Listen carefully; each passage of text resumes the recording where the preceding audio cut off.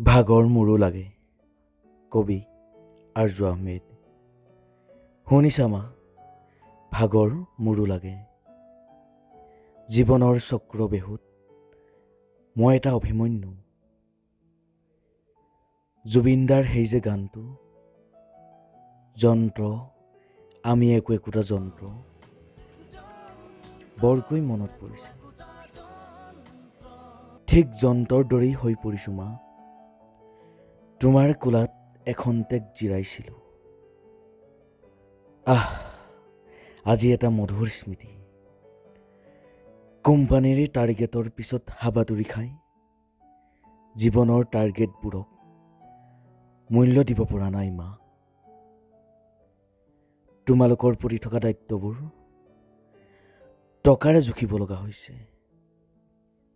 নিজকে যন্ত্ৰৰ দৰে ব্যৱহাৰ কৰি কৰি এতিয়া অলপ আহৰি পাইছোঁ মা।